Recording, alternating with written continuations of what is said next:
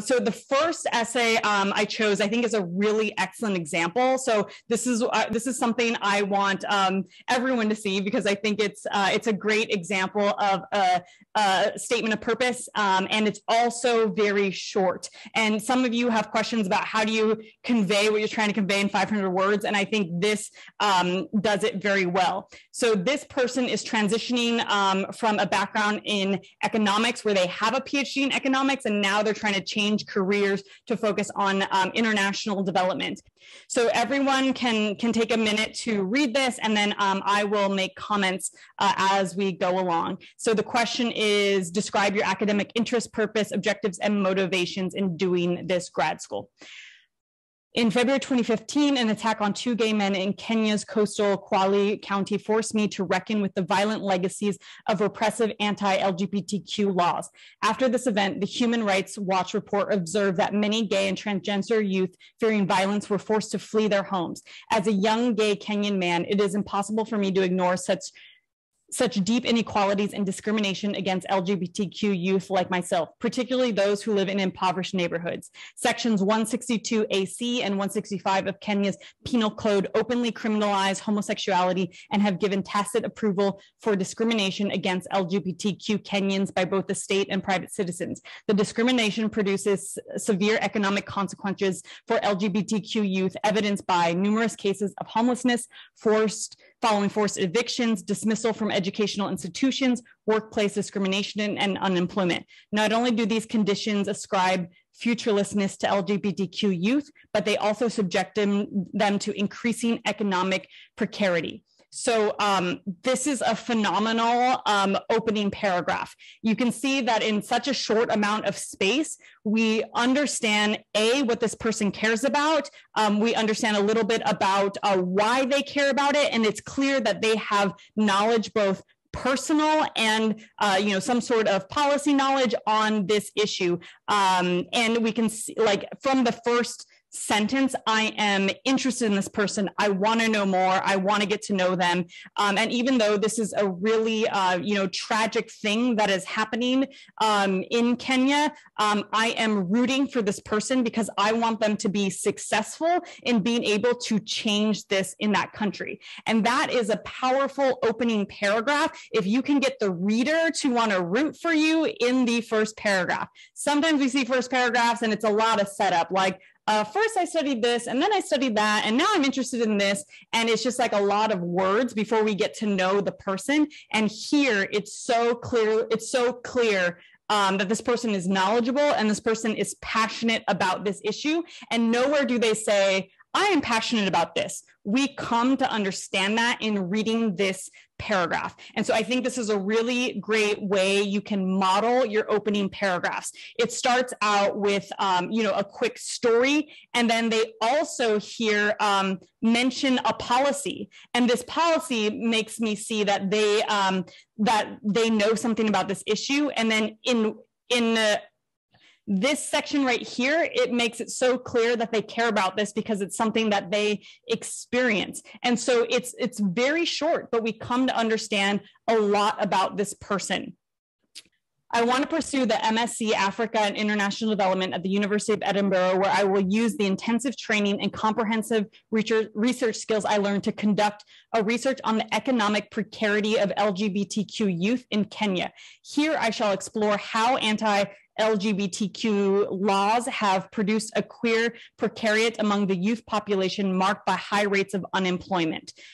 So here it's crystal clear why they want to get a master's and what they want to do. And this is something that is often missing from a lot of the essays I read that are not strong enough, where it's not clear what you want to do in grad school.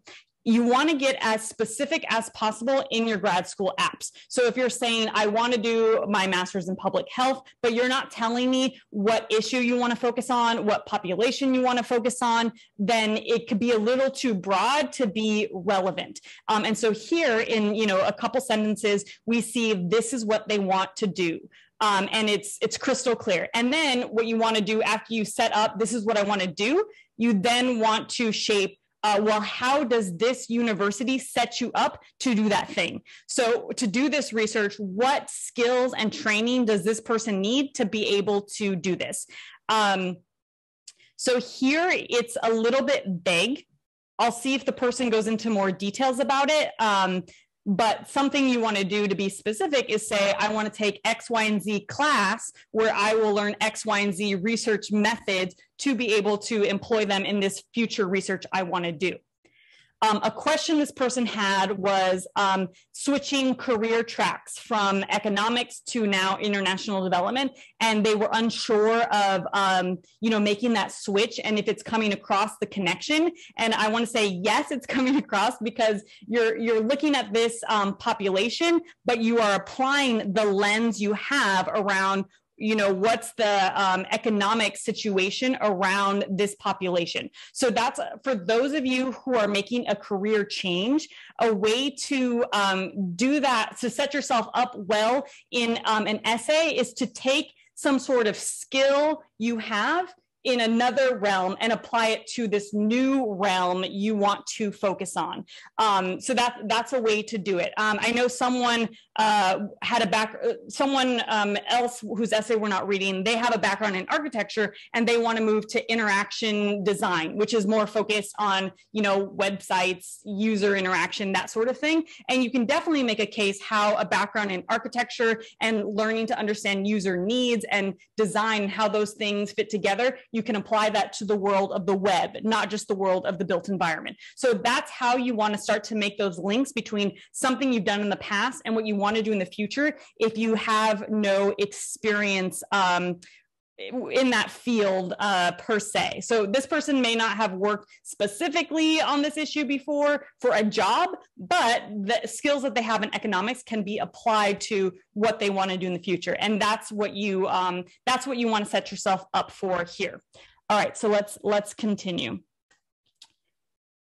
We're going to start from here. Reading Judith Butler's critical essay, Performity, Precarity, and Sexual Politics, has shaped my understanding of precarity, a political cause situation wherein specific populations are afflicted by failing social and economic systems of support, and become differentially vulnerable to injury, violence, and death.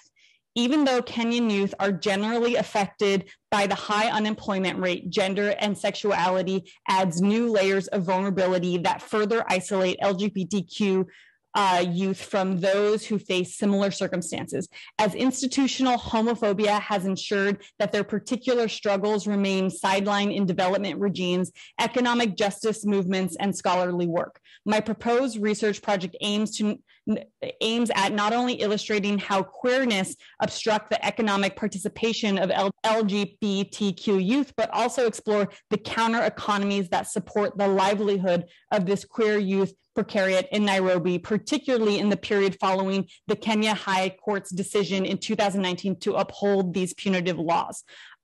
So this paragraph shows me how this person thinks and their perspective that they're bringing in. And what I understand as the reader is there's someone who's done a lot of deep thinking about this issue and how they want to approach it. And so in your essays, you are making a case to demonstrate that you have the skills necessary to do what you want to do in grad school. And for the skills you don't have, you need to make a case for how grad school is going to help fill that gap for you to move into grad school. So this is showing me that this person is ready to tackle this topic. Okay, last paragraph. The extensive range, interdisciplinary, and powerful analytical nature that the MSc Africa and International Development at the University of Edinburgh appears to carry shall allow me to critically engage with development studies, gender studies, and governance studies that undergird my proposed research project. So this right here is a mouthful. And this is something it's a rule, you can break this rule, but I have this rule for a reason because very few people break this rule well. But one rule I always give students is to never have a sentence that spills onto 4 lines or more, because it's probably too long and overly wordy. And here, this is 500 words, there's a character count, so you really want to pay attention to wordiness. So I would remove anything that is vague and not giving a clear picture of what you want to do. So this is vague: extensive range, interdisciplinary, and powerful analytical nature. That like can apply to anything. So I would just say, I would just start the sentence here. And instead of appears to carry, just say, will allow me to critically engage with development studies, gender studies, and governance studies that undergird my proposed research. So now this is a lot better sentence. The University of Edinburgh, like they don't need you to tell them that they're powerful and analytical research. Like that's not really adding any value to the sentence. Where the value is added is that you want to mix these three things: development studies, gender studies, and governance studies, and that they will allow you to do that. So something like, so what I come to understand in this sentence is that you want to do something interdisciplinary. You don't need to spell it out. It's clear in you mixing these three things that you want to do.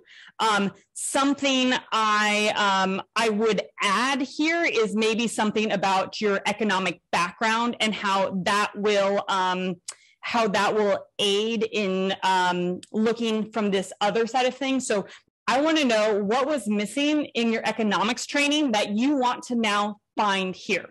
So you know a lot about data, you probably know a lot about research from doing a PhD in economics, but maybe in economics you were focused on the numbers and you weren't focused enough on people, and you weren't focused enough on the theoretical elements, and that's what you maybe want to focus on in your master's program. So I would maybe add a sentence around, you know, I know how to do this, but now I'm looking to do this other thing, to really help kind of tie together your background in economics and what you want to do here. And I would maybe delete this so you have space to go into that sentence I just mentioned. And let's finish this off. I believe that the Center of African Studies at the University of Edinburgh is the most suitable place for me to develop and focus my scholarly interests, as they are distinctly aligned with those of members within the center. Barbara Bompani's research on sexualizing politics in Uganda, with a particular focus on how both the church and print media coalesce to precarize LGBTQ Ugandans, will be instructive to my exploration of how different institutions in the Kenyan context coalesce to precarize LGBTQ youth Kenyans in similar ways. So this is great. It gets very specific on how the university is going to support what this person wants to do. So you can see in this very short amount of space, we see this person really cares about this topic, this person thinks deeply about this topic, and this person, this university is the right place for this person to do what they want to do. And this is all very short. And if you have a 500-word essay, what you want to borrow from this model is that there are no transitions. There's no setup. There's no kind of flowy, like, first I did this and then I did that. It's just like get to the point, get to the point, get to the point. And it could seem a little abrupt here at the end to not have like a takeaway sentence like, and that's why I want to get my master's here. And the thing is, you don't need to say that because you've already said it in the essay. So it's fine to just kind of end on a point like that without some sort of like conclusion, because that's what they're asking for in 500 words. You know, just answer the question. Don't worry about kind of intro, conclusion, setup, transitions, that sort of thing. Just get to the point. All right, let's go here. And the question is relevant training, knowledge and training. My undergraduate studies in economics provided me with my earliest means of engagement with theoretical concepts of power and development. Modules in the history of economic thought, development, and international economics deepened my understanding of capitalism and neoliberalism, in particular, how neoliberal capitalist structures of development policies lead to unequal distribution of the benefits of development, thus disproportionately impacting marginalized populations. So again, here is a sentence that I would edit down. So we won't do that here, but in your essays, anytime you see a 4-line or more sentence, highlight it, edit it. If you need help editing it, ask a friend, break it into 2 sentences, do whatever you need to do to cut it down, because it will make it easier to read the sentences. And when people on admissions committees are reading these, they are reading them very fast, and you don't want them to have to stop and reread the sentence to understand what it's saying, because they probably won't do that. So make it as easy on them as possible to understand what you are saying. And this is a mouthful, especially using lots of words like neoliberalism. So you want to break it down a bit more. So my dissertation, Effects of External Debt on Current Account Deficits in Kenya, allowed me to combine both theoretical and empirical research methods to explore the relationship between Kenya's current account deficits and external borrowing. Using Stata and R programming techniques, I conducted quantitative analysis of data obtained from the Central Bank of Kenya, Kenya National Bureau of Statistics, and the International Monetary Fund. Through this statistical analysis, as well as engaging various academic literatures and macroeconomic theories, I illustrated the positive correlation between account deficits and external borrowing in Kenya, and provided a recommendation on debt management policies that could reduce the country's debt. In this program, I see a wealth of top material that will allow me to sharpen these analytical skills and develop critical ethnographic research and inquiry skills. So let me pause here. So something I see about this person's knowledge and training is that you have a lot of training and knowledge, and I'm curious, do you need grad school?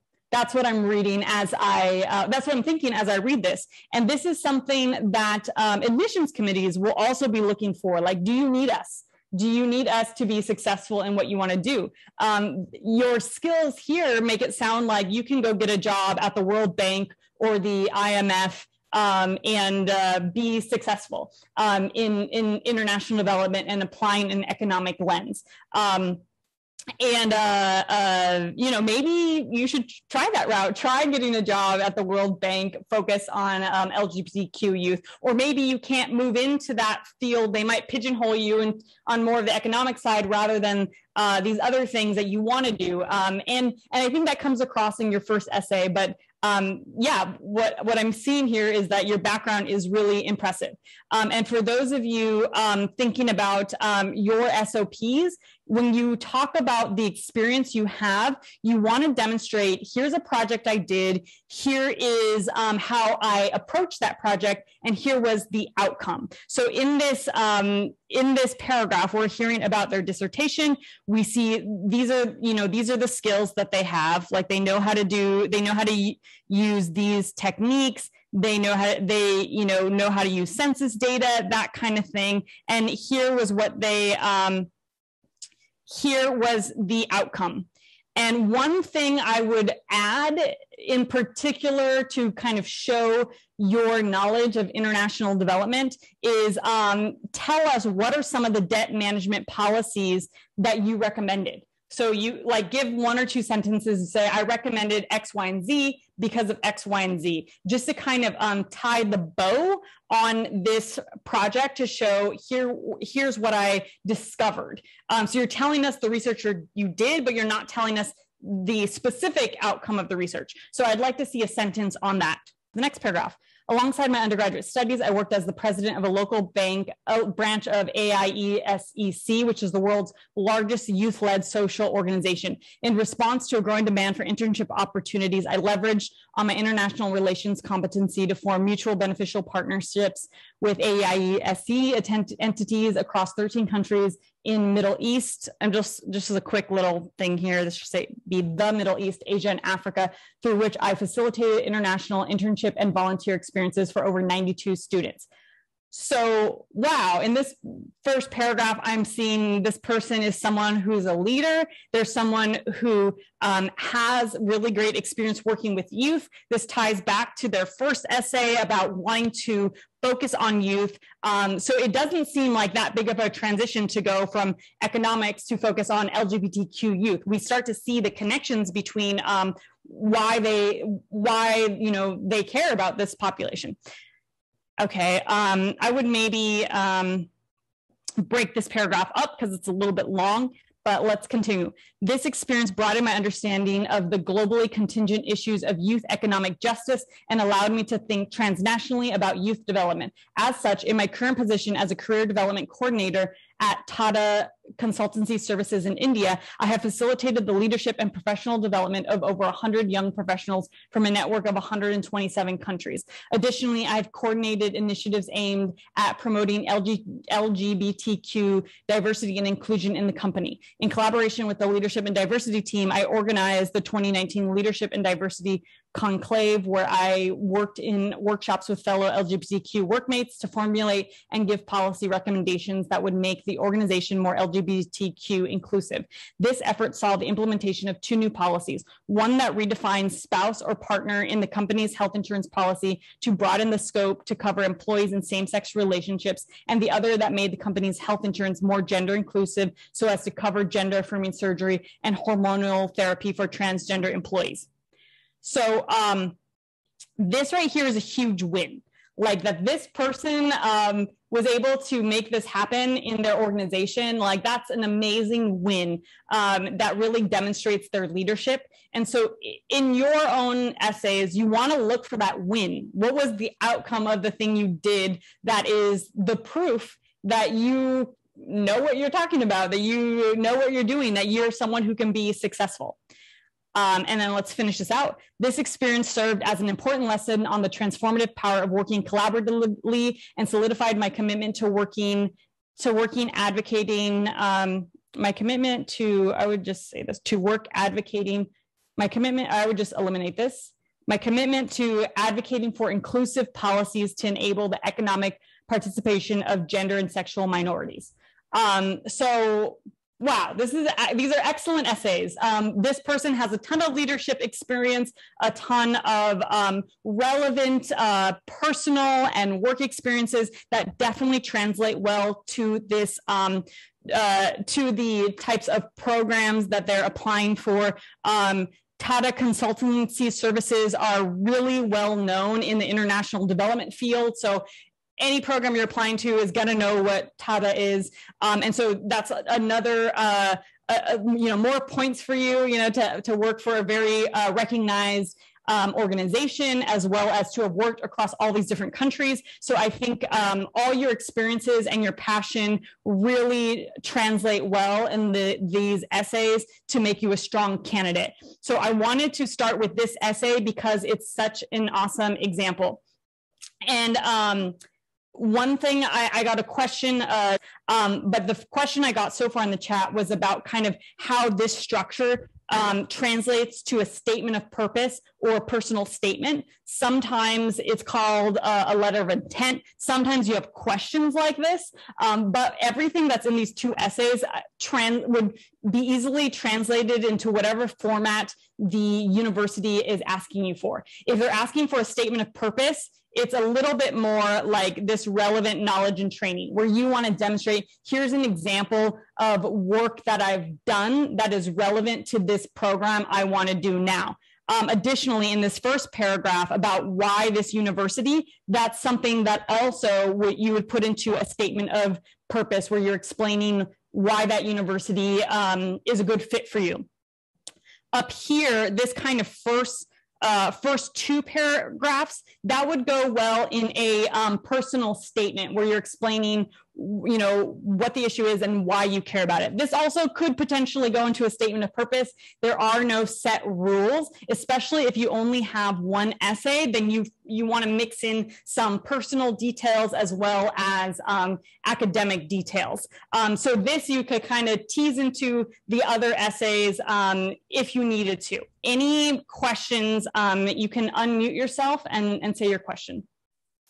Yeah, thank you. I just wanted to kind of ask, in terms of the essay, it seems that the individual put a lot of quantifiable achievements, and kind of like, I know with applications, folks emphasize on not having your application from a holistic lens being too redundant. So I'm just kind of curious, are these kinds of aspects that we should kind of dedicate solely to the essay, or are we also should like have quantifiable achievements in resumes within, like, we ended up reaching out to 100 people, and this was kind of like the outcome, and we did quantitative analysis to determine that something improved or what didn't improve. So that was kind of my question. Yes, you can do both, but there's a distinction between the resume and the essay. You don't want the essay to sound like you are regurgitating what is in your resume. And the difference is, in the essay, you are telling a story of how you did that. You know, how did you get to meet 100 people to interview? Like, that takes a lot of energy to be able to do that. So you're telling us more the story of what you did and how you got there, and what are the skill sets that you developed in being able to achieve that outcome, because they're interested in the skills you have. Do the skills you have, are you prepared? Are you ready to do grad school because of those skills? And those things may not come out in an essay. The other thing too is that your motivations aren't always clear in your resume. Like, are you doing that thing because your boss told you to do it, or did you just take initiative to do something because you cared about it, right? Like, something like that can come out in an essay that doesn't come out in your resume. Another example would be like, how have you overcome barriers? What were the barriers you had to overcome to have that outcome that you were trying to get? And that's a framing that I think is really useful in a essay, is to show, like, here was a barrier and here's how I overcame that barrier to reach that outcome. And that's something also you don't see in a resume. And so in the essay, you're starting to build out a fuller picture of who you are, what are your motivations, how do you overcome barriers, how did you get to where you are today, and why is all of this relevant, and why does it matter for what you want to do in grad school? So that's what you're trying to tease out in the essay that you don't tease out in the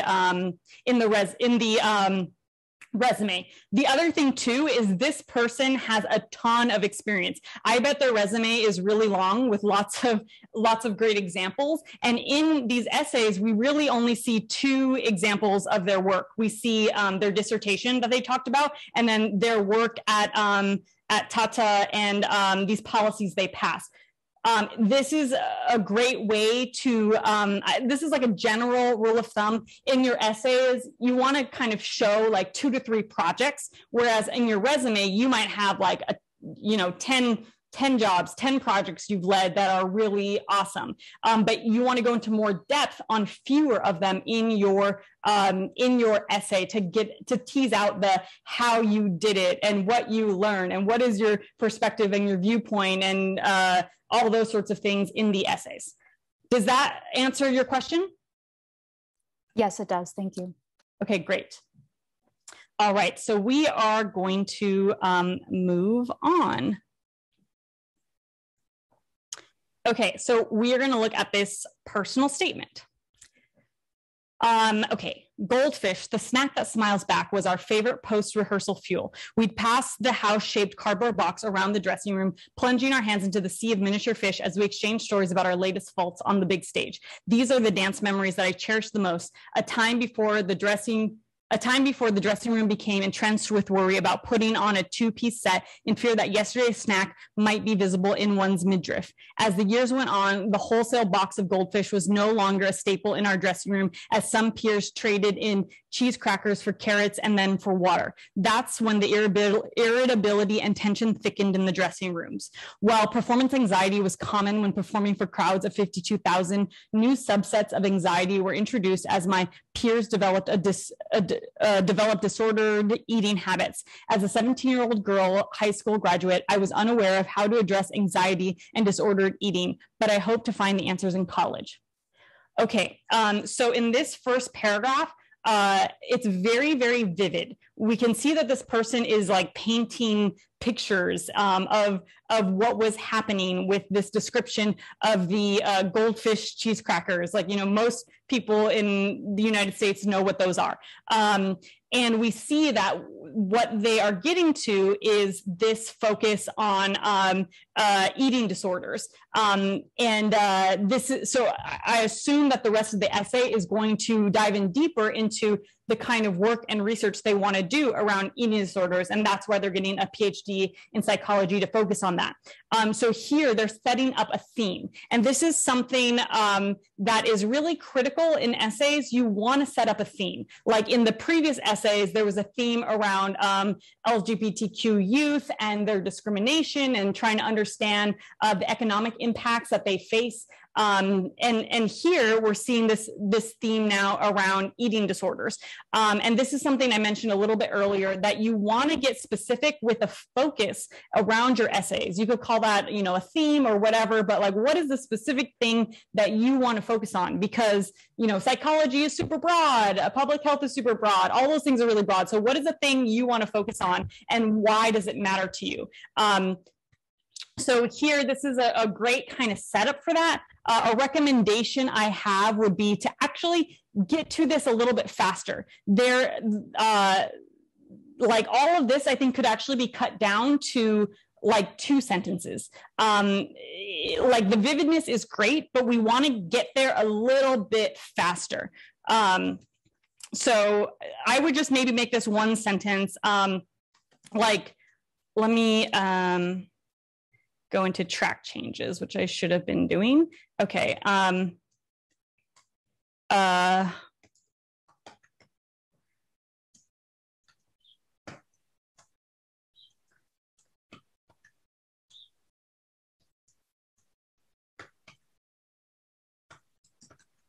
Were exchanged for carrots and water.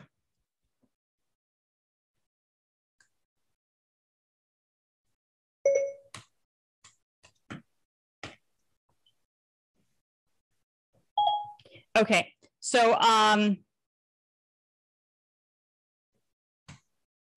would just like kind of shorten this a lot to get to what the issue is, which is that eating disorders start to show up. Okay, so you can play with this, but I just wanted to give you an example of how you can kind of cut down a lot and still make the same point come through strong. Okay, so let's continue on. My curiosity in the human mind and subsequent behavior led me to Rutgers University School of Arts and Sciences. Similar to most freshmen, I was unaware of where to begin this journey, but a research assistant in the Stigma Health and Relationships Laboratory seemed like a good start. With minimal knowledge on what research entailed, I quickly acquired skills that I did not know would be necessary in aiding my understanding of anxiety and eating disorder. I was collecting and analyzing data. However, some of the most captivating moments were administering implicit association tests and acting as a confederate. I'm not sure what you mean by that. I don't know if that's some sort of researchy term, but you might mean like confidant. By the end of my sophomore year, I began to understand that the process of addressing anxiety and disordered eating would be more complex than initially thought. So something I want to know in a personal statement is, how do you think? What is your perspective? What is your viewpoint? What is your point of view on the world? And so this part right here, when you say would be more complex, I would like to know what that complexity is. Like, how did you originally think? And then how do you think now? So maybe at first you thought it was as simple as ABC, and then you realize, no, it's actually, you know, XYZ over here. And I learned that by talking to people and coming to understand blah, blah, blah, blah, blah. So this can use some more nuance around how you think. And I actually think the focus here on this part, on acquiring skill, like you didn't have research skills and then you acquired them, that's not that relevant. Like they don't, like that doesn't really tell us much, because most people have no research skills and then you acquire them. So that's nothing that's like adding a lot of value. I would remove that and instead focus more on how do you think? And that happens here. Tell us how you originally saw this issue and how you see it now. That will provide more nuance into who you are than this part up here is my recommendation. And to apply this to everyone, when you're reading your essay, try to look for things that that sound like anyone could say them. If what you're writing is something like anyone who has your major could say, it's not worth saying it because it applies to everyone. And that's not going to make you stand out. What's going to make you stand out are the things that make you unique, that show us how you think, that shows us how you approach issues. And in this paragraph, I haven't really come to understand how do you approach some issue or some understanding. And this is a personal statement, but in the statement of purpose, that's where we'd want to see some more detail on what did you learn from doing these kinds of tests? What are the research skills you have? But in a personal statement, I'm not looking for the skills you have. I'm more looking for how do you think? What is your point of view? What do you care about? How do you approach this topic? Okay, so moving on. With this new understanding of the complexity of research, I set my eyes on the Ronald E. McNair Post-Baccalaureate Achievement Program, a program designed to increase the number of first-generation low-income and/or underrepresented students in doctoral programs. The selection process took weeks to complete as I had multiple interviews. However, in 2018, I was inducted into the renowned program. In addition to my full-time coursework, part-time job, and daily dance practices, I completed assignments for McNair in which I acquired knowledge on the basics of research and public speaking. My first speech focused on my affinity for chai lattes and then progressed to elaborate but concise examination of anxiety in athletes. The following summer, I participated in an 8-week research intensive where I produced a 20-page research proposal and acquired support from faculty. Under the guidance of Dr. David Fegley, I completed and presented a research project which utilized quantitative methods and focused on trait anxiety's impact on female gymnasts' balance beam performance. Successfully completing my proposal reinforced my desire to continue my journey in psychology.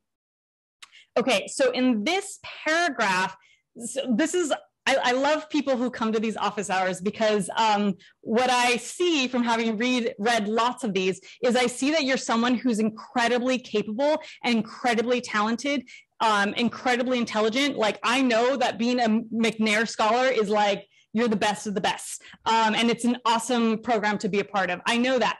But in this essay, I feel like your amazingness is hidden. And I want that amazingness to be up front and center. And so even though you have these awesome experiences, I want to tease out the parts of writing that are going to make you stand out. Because right here, what we're hearing is, I did this and I developed this skill and I developed this and I developed that. But what I'm interested in knowing about you personally is because what I'm interested in knowing about you is you were like a hardcore dancer and I also was a hardcore dancer. So I know the stress of that.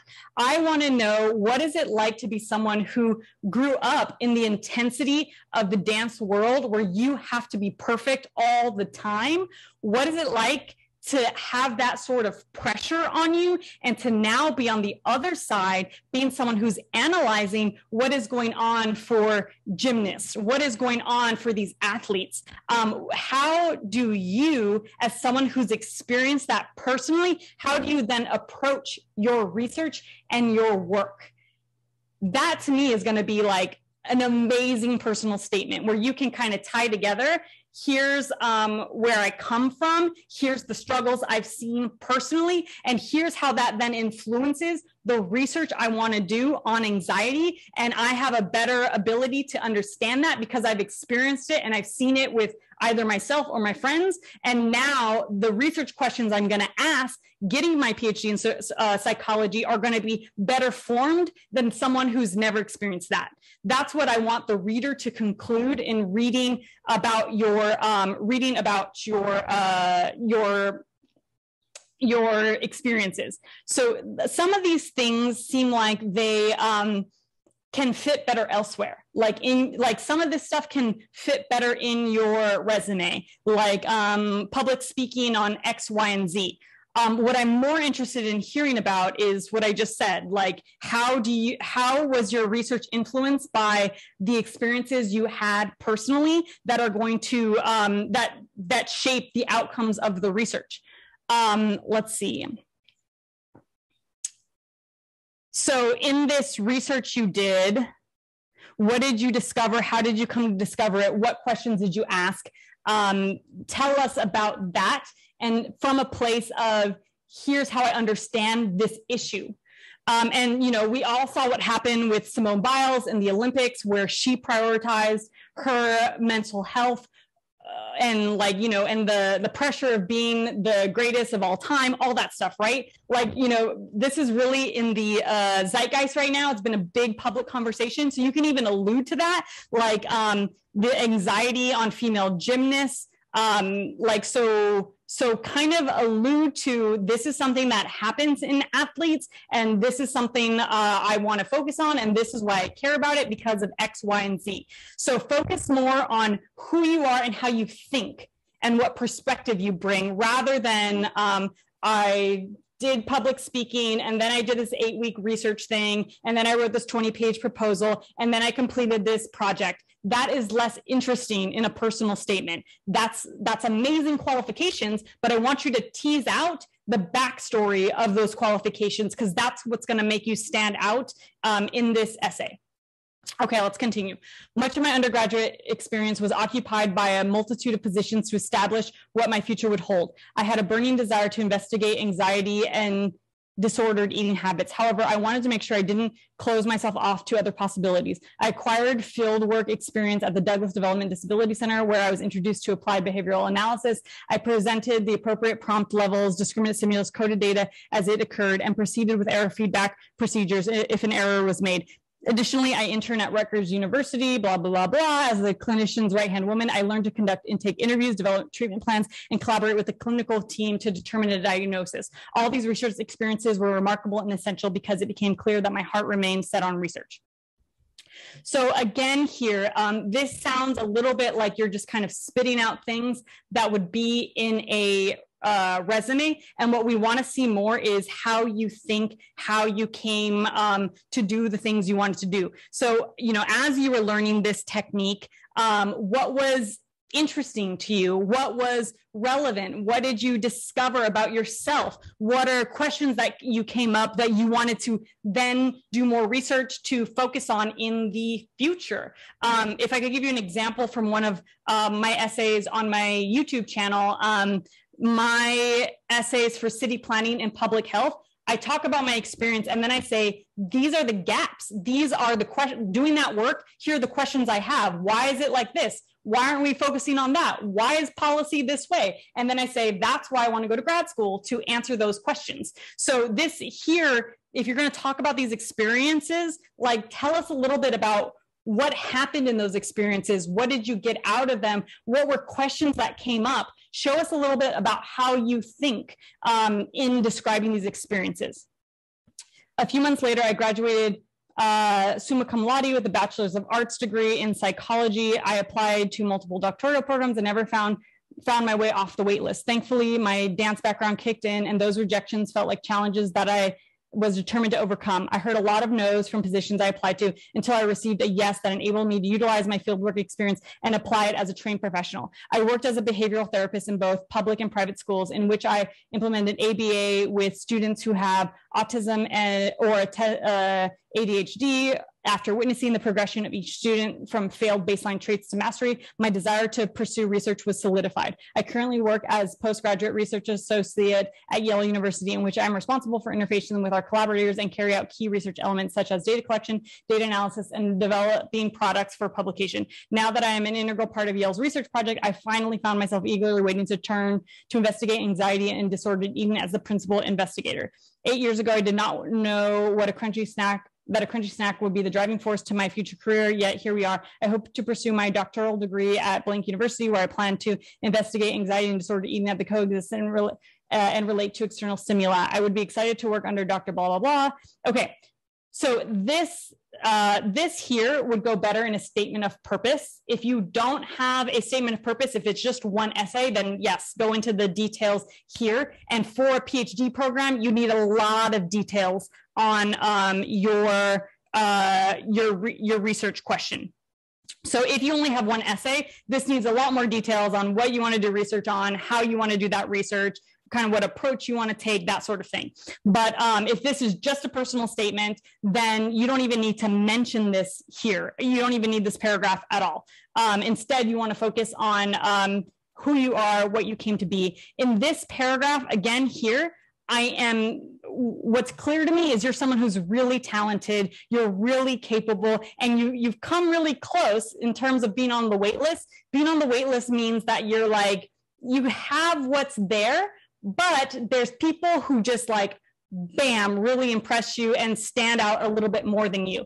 And so I could tell you are really capable. It's just a matter of rewriting this to focus more on the story of who you are and how you think. And that's going to help you stand out more than how you have this written right now. So you have the experience. That's the hard part, is having the experience. Now it's just a question of rewriting this, going through, I suggest you go through some of the essays on my channel on personal statements, and you borrow some of those storytelling elements. Additionally, refer back to the essays that we showed earlier, earlier essays, which will help you kind of hone in more on the storytelling elements of this essay. But overall, you have what it takes. You just have to kind of rework the writing to demonstrate that you have what it takes. I want to open up the last 10 minutes for questions.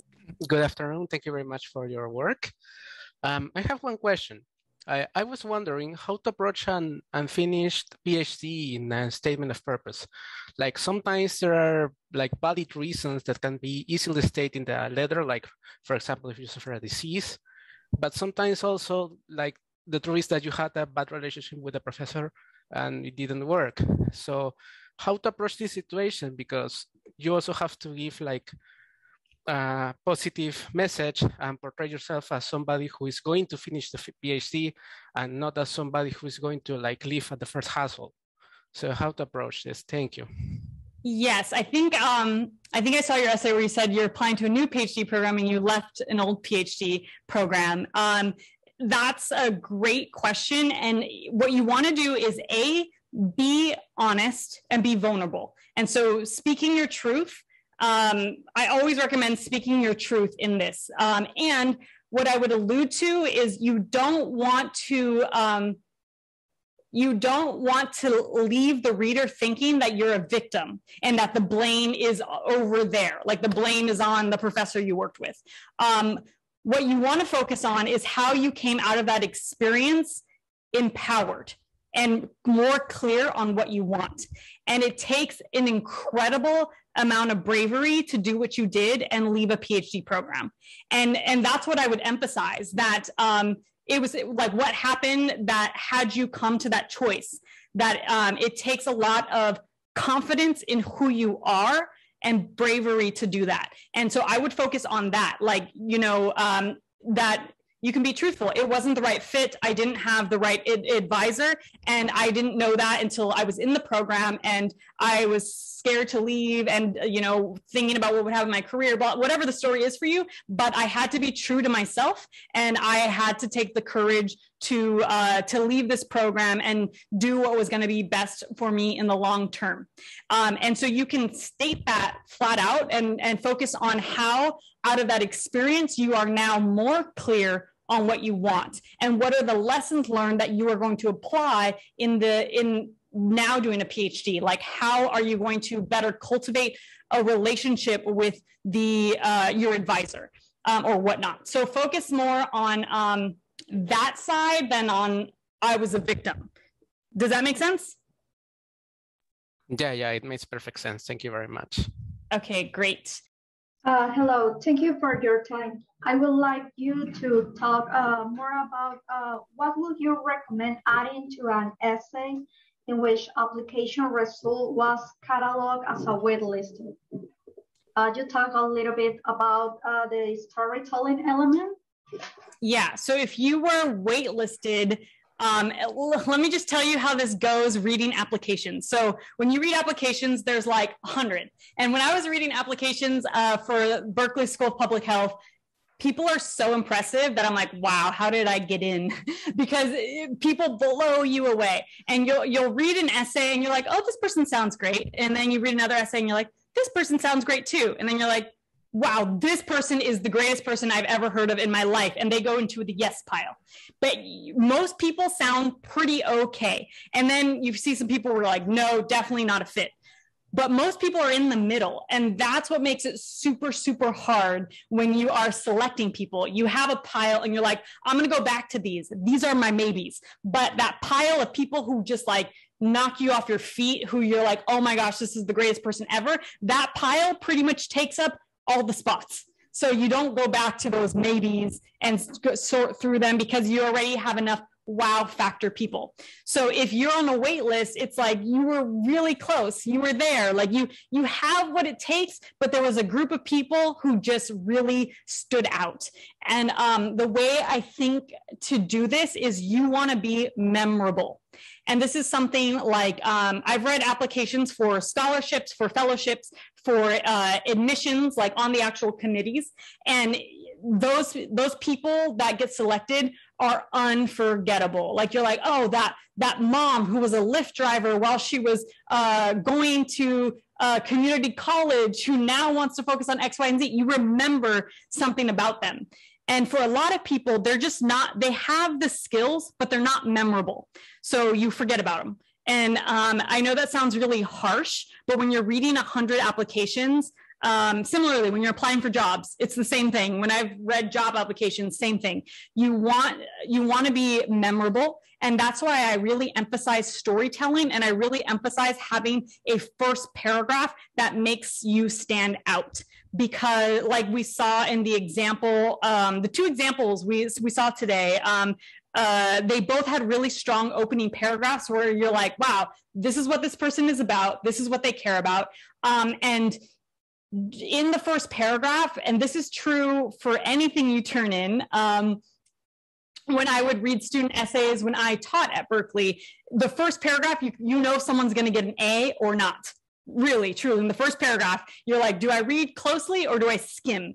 And that's what happens when admissions committees are reading lots and lots of essays. So you really want to stand out, you want to be memorable, and you want to have a wow factor in the first paragraph. And that's what's going to make you move from that, okay, this person's okay, to the wow, like, yes, this person has to attend this school.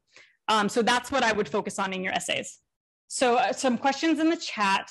Okay, so one question is about the general structure for a statement of purpose and a personal statement.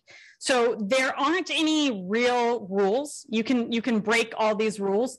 But if you look at a lot of the sample essays, and if you download my sample essay PDF, that's a lot easier to see lots of essays together. You'll notice that the SOPs follow a general structure. They start out with an introduction, like, and I often recommend starting with a story, like, this thing happened that made me care about XYZ.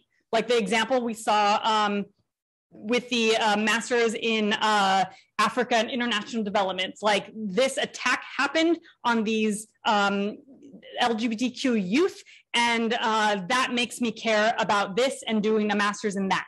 Like opening paragraph that sets up, this is what I want to do and this is why it's important to me. Then you want to have 2 to 3 examples of work you've done in the past that's applicable to this grad school program. So I often recommend giving examples of projects. It could be a project from work, it could be a volunteer project, it could be a project that you did in a class. Whatever the project is, give an example of, here's this thing I did, here's how I did it, here's the outcome that it had. And in that paragraph, you are basically demonstrating skills that you have that are applicable to the grad program.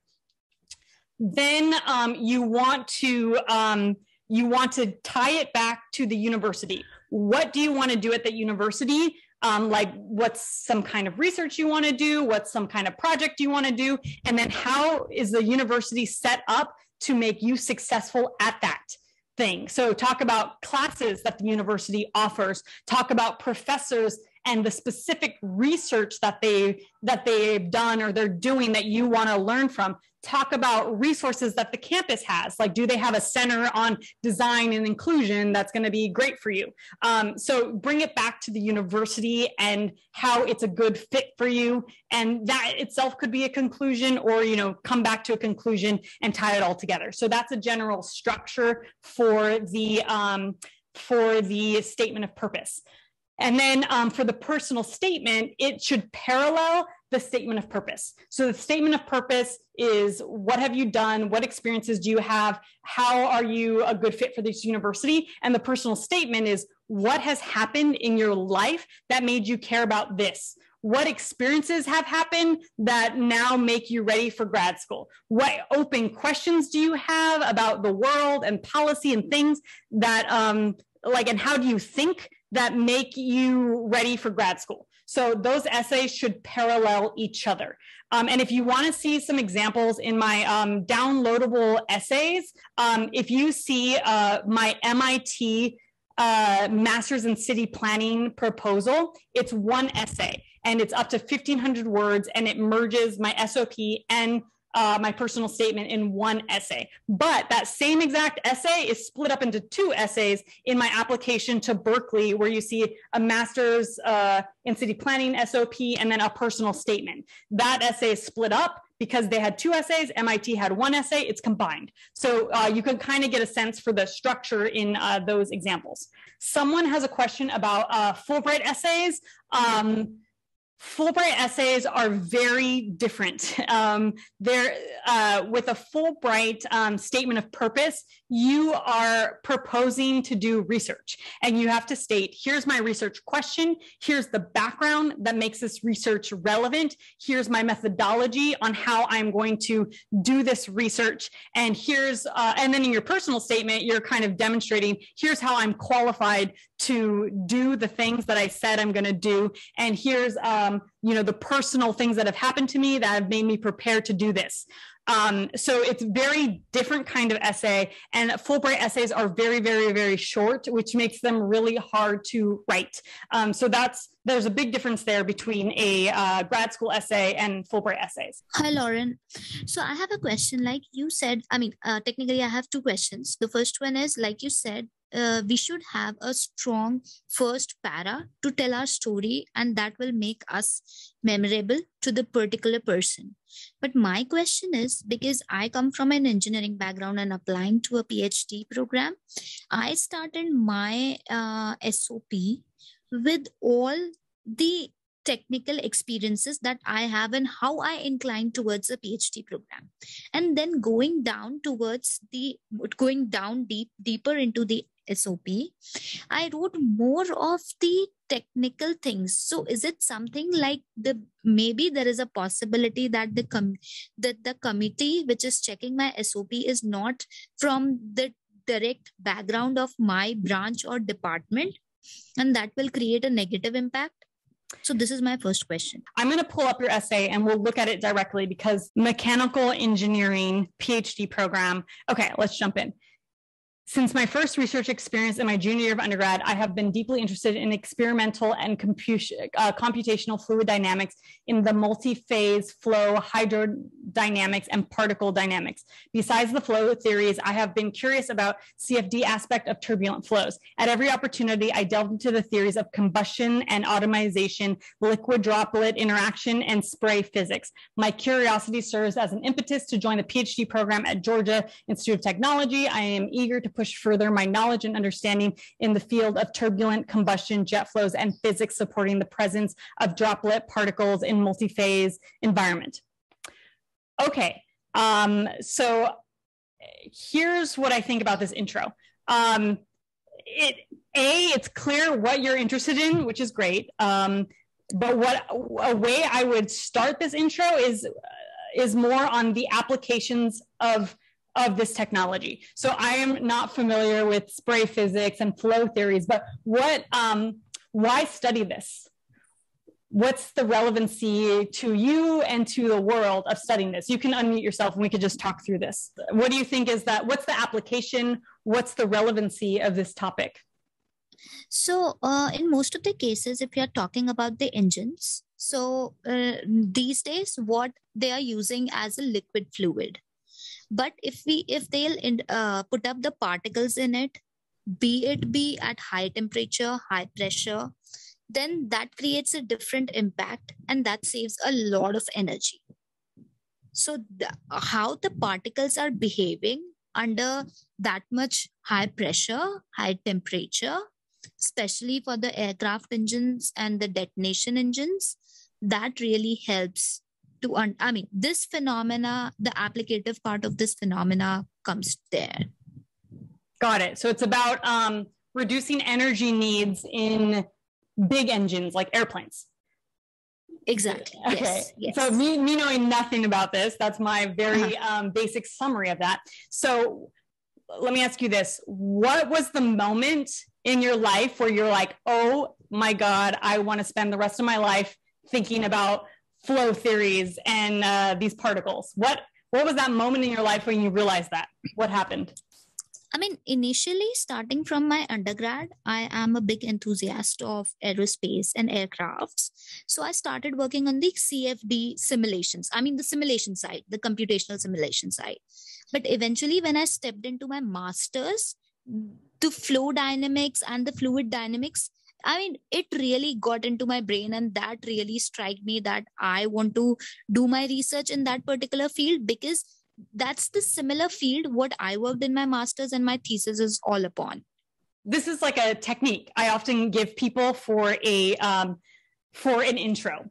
You can take two approaches. One, start with the relevance of this topic to like the world or to yourself. So you can start out with some maybe data on combustions, airplanes, like the amount of pollutants of airplanes or whatever, and how your work is going to change that to reduce the climate impacts of airplanes by focusing on improving the blah, blah, blah technology. And that's why you want to get a PhD. So that's like one technique where you kind of give the big picture of what's going to happen. We saw an example of that in the essay on Africa and international development, where he starts out with these two gay youth were attacked. These are the policies that are punitive. And as a gay man, I want to change this and create more opportunities for LGBTQ Kenyans, right? So that was a big picture, right? There's another technique you can use. And this one is, I think might work better for you. The other technique is, and this is for everyone, is to focus on telling us the story of the moment you knew this is what you want to do forever. Like, this is your jam. This is the thing that is, and like paint a picture of the story. So you can start the story like, I was doing my research on my master's. I was inside this computer program where I had done this and I had done that, and then I discovered X, Y, Z. And in that moment, I knew this is what I need to do. These are the questions I want to ask. This is how I'm going to approach it. And this is what I need to further explore in a PhD. So in one paragraph, you can just kind of tell us the story of that moment you were working on your master's and what you discovered and how that led to the PhD, to now wanting to do a PhD. And so for both options, they're kind of like a big picture where it's like the framing of the program. And then you kind of backtrack and show us how you got there. Does that make sense? Okay, yes. So because in this paragraph, you're saying a lot of words of a lot of things that you're interested in, but I want you to get more specific on the thing you want to do. Like, I want you to get to this faster. Okay. Yeah, get to this faster.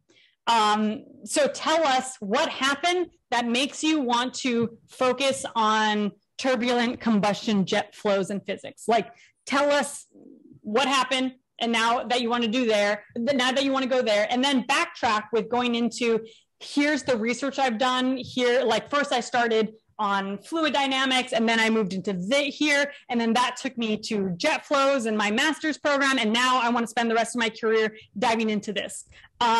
And then we're not going to go into detail reading this. My babysitter is now, I'm overrunning time. My babysitter, I told them 2:15, but I'm noticing your, here you want to show in your projects like the outcomes that you came to. And with a PhD SOP, it's really critical that you show your skill sets, your technical skill sets, your wins, the skills you have, those need to be really clear. And then also you need to get very specific on the kind of research and work you want to do, especially with the advisor, that sort of thing. But does that help with setting up the intro? Yes, that really helps. So just in another question, and I will not take much of your time. It says that my SOP contains a lot of technical terms. So will that create a negative impact? Not if they're relevant to the admissions committee. So I don't know these terms, but that's fine if the committee you think will know them. If you don't think they're going to know the terms, and these are going to be people, like when you apply, there are specialties in which people are reading. So when you apply to a PhD in aerospace, there's probably a subsect department that's more focused on, airplanes, right? So those folks will be reading your application. It won't be the people doing rockets will not be reading your essays. They'll be split into kind of their specialties. So you can assume that they know something. Like for the example, the essay we read on Africa in international development, I have a background in international development, so I know the terms neoliberalism. I understand the applications of those terms. I know who Judith Butler is. So that didn't need explaining because I'm someone with a general international development background and I know those things. Whereas here, I don't know these terms, but I'm not your audience. The audience are those technical people. If it's something very specific and very niche that you don't think the average professor who teaches something on jets is going to know, then explain it. Okay, yeah, but if I'll be putting up a SOP for a particular department, that means the people who are having an expertise some or the other way in that department will be sitting in my committee, right? Or as my audience. Yes, and I'm not sure how it works at every university, but the university I was on an admissions committee for, we read essays in our own department. So even though it was a master's of public health, I only read essays for the department in which I was in. I didn't read essays for the other departments. Okay. But that was a really big program. So I don't know with aerospace, like my other department was city planning. And I don't remember how they did that, but yeah, generally it's going to be people reading within their departments. You could assume that. And then we have a couple questions around low GPAs. I have a whole YouTube video on techniques for how to go about talking about your low GPA, but really the more experience you have in a job, the more it is easy to overcome a low GPA. So if you had a low GPA, but you've been working for like 3 to 5 years and you've led some awesome projects and done some awesome work, then your GPA really does not even matter at all. But if you are fresh out of undergrad trying to apply to a grad program with a low GPA, you might not get in. You might need to go get more experience to demonstrate that you can handle the caliber of a grad program, because they need to see evidence of that. If you had started with a low GPA but ended on a high GPA, that's very explainable in an essay. And you can explain that like, at first I didn't know what my major was, and I tried these things and I didn't like them and I did poorly in them. And then I found this and then I did well in that and my GPA ended on a higher note. That's fine. That's very understandable and explainable in an essay because it shows evidence that you are capable of getting good grades. And it took you maybe a couple years to develop those study skills and find the right thing. That's totally fine. If you have a low GPA in classes that are ones that are relevant to grad school, then you need more evidence to show you can be successful. If you have a low GPA or low grades in classes that have nothing to do with what you're applying to grad school in, then it doesn't matter. Like I got a C in physics and I applied to master's in city planning and public health. Nobody cares that I got a C in physics because physics has nothing to do with either of those degrees. You know, those are lots of factors to consider. I have a YouTube video on that that goes into a lot more details on this. So there's a question about applying a master's degree in Purdue University. So part of the explanation needed in the SOP is how am I to contribute to the program? What do you think the kinds of contributions needed to be explained within the essay? Okay, great. This is a great question. So what they're looking for here, it's kind of like a coded diversity question, meaning what do you contribute in the classroom?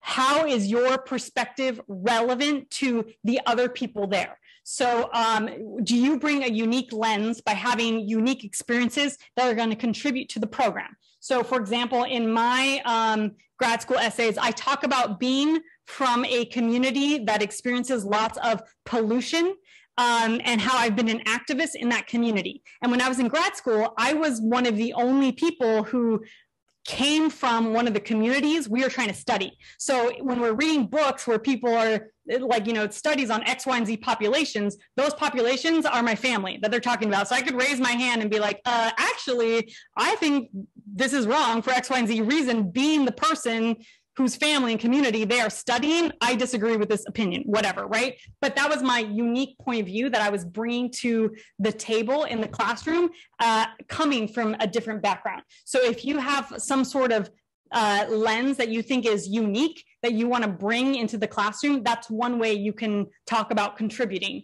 There are other ways you can talk about contributing, like lots of universities have clubs and things like that that you can join. Like the person who wants to do their master's focus on LGBTQ youth, maybe they say, oh, I want to get involved in the LGBTQ youth community on campus where I can volunteer at the LGBTQ center, and I want to focus specifically on supporting Africans where it's a lot different environment than if you are LGBTQ youth in the United States. So they can talk about like that lens that they're going to bring or how they're going to contribute on campus. So those are a couple ways to think about it. Before I leave, I'm going to drop some links. The essays I mentioned that you can download them here if you don't already have those essays. And then if you want to know about my other office hours, you can sign up at any time and you'll get your essay reviewed in 3 to 5 days. There's a link there where you can find that out or sign up for the next free office hours. All right. Whew, I'm tired of talking. All right. Thank you all. Have a great rest of your day.